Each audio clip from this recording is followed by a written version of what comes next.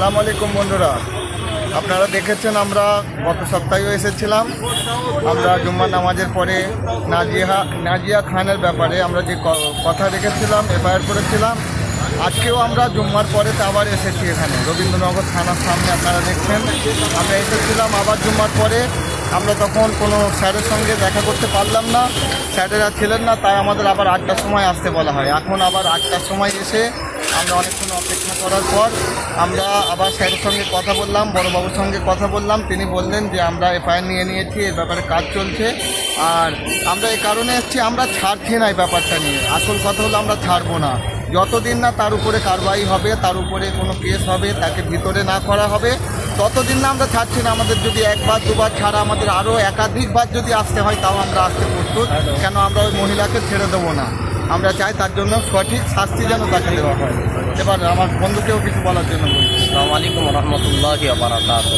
যাই হোক, সংক্ষিপ্ত আপনারা দেখতে পাচ্ছেন, বৃষ্টিও হচ্ছে। আমরা রবীন্দ্রনগর থানার সামনে দাঁড়িয়ে আমার বন্ধু জনাব হাফেজ আসাদুল ইসলাম সাহেব তিনিও দু এক কথা বলল যে আমরা অ্যাকচুয়ালি যে নাজিয়া ইলাহি ওর ব্যাপারে আমরা ও যে রসুল পাক সাল্লাল্লাহু আলাইহি ওয়াসাল্লামের সামনে যে বিয়াদবি গুস্তাগি করেছে, আমরা কোনো মতে এটা ছেড়ে দেবো না ইনশাআল্লাহ।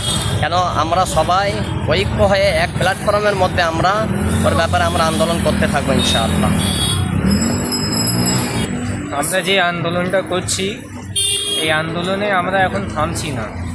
আমরা এফআইআর করেছি, এফআইআরে খোঁজ করছি। এফআইআর আবার কোথায় পৌঁছায়, কোথায় যাবে, সেই পুরো রিজেল্ট নেওয়ার জন্য আজকে বড়বাবুর সাথে বসে কথাও হয়েছে। বড়বাবু এফআইআরটাকে অ্যাকসেপ্ট করেছে। আমাদের পশ্চিম বাংলায় এখন সার্ভার ক্যাব যেটা আছে, যেটা থেকে এফআইআর হয়, নাজিয়া ইলাহির জন্য এফআইআর হয়ে গিয়েছে অলরেডি। আমাদের রবীন্দ্রনগর থানা থেকে, আমাদের আইসিও থেকে নিয়ে, কনস্টেবল থেকে নিয়ে যত অফিসার আছে সবাই আমাদের সাথ দিয়েছে, এফআইআরটা করেছে।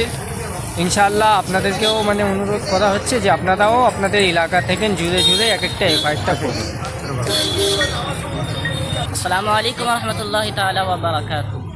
সম্প্রতি ভাইরাল হওয়া নাজিয়া ইলাহি খানের কিছু ভিডিও, যে আমাদের আকা মুহাম্মদ সাল্লাল্লাহু তাআলা আলাইহি সাল্লাম এবং আম্মা জান আয়েশা সিদ্দিকা রাদিয়াল্লাহু তাআলা আনহুকে নিয়ে যে অভদ্র ভাষা ব্যবহার করা হয়েছে, যে ধরনের বক্তব্য দিয়েছে, ওই বক্তব্য কোটি কোটি মুসলমানের ধর্মীয় অনুভূতিতে গভীর আঘাত করেছে। We believe in the constitution of India and the rule of law, no is about the law. আমাদের এই ভিডিওর মাধ্যমে বড়বাবু এবং সমস্ত প্রশাসনের কাছে আমাদের দাবি রইল যে ইমিডিয়েটলি নাজিয়া ইলাহি খানের বিরুদ্ধে অভিযোগ করা হোক এবং তদন্ত করা হোক। আমরা নাজিয়া ইলাহি খানের ইমিডিয়েট অ্যারেস্টের দাবি জানাচ্ছি। আসসালামু আলাইকুম রহমতুল্লাহ।